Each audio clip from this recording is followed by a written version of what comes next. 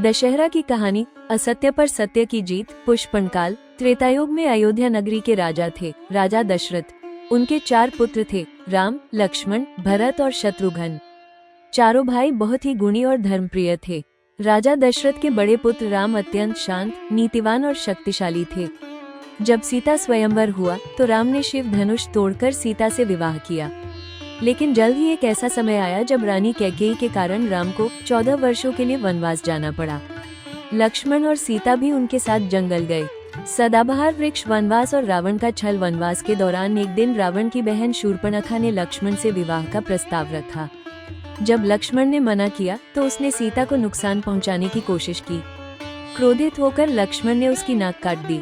शूर्पणखा ने यह अपमान अपने भाई रावण को बताया। रावण बहुत क्रोधित हुआ। उसने सीता का हरण करने की योजना बनाई। एक दिन जब राम और लक्ष्मण हिरण का पीछा कर जंगल में गए, तब रावण साधु का रूप लेकर आया और सीता का अपहरण कर उन्हें लंका ले गया। राम रावण युद्ध। राम को जब सीता के अपहरण का पता चला तो उन्होंने सीता की खोज में हनुमान और वानर सेना की मदद ली। हनुमान ने लंका जाकर सीता को खोजा और राम को संदेश दिया। फिर राम ने वानरों की सेना बनाकर समुद्र पार किया और लंका पहुँचे। वहाँ राम और रावण के बीच एक महायुद्ध हुआ। कई दिन तक युद्ध चलता रहा। अंत में राम ने रावण का वध किया। वन विजयदशमी का दिन रावण के अंत के साथ असत्य पर सत्य की विजय हुई। इसी दिन को हम विजयदशमी या दशहरा के रूप में मनाते हैं। इस दिन बुराई का प्रतीक रावण जलाया जाता है और यह सिखाया जाता है कि झूठ, छल, अहंकार और अधर्म चाहे कितना भी बलशाली हो, अंत में सत्य, प्रेम और धर्म की जीत होती है।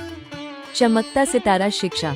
दशहरा हमें सिखाता है कि जीवन में कितनी भी कठिनाइयां क्यों न आए, अगर हम सच्चाई, धैर्य और अच्छाई के मार्ग पर चले तो जीत निश्चित है।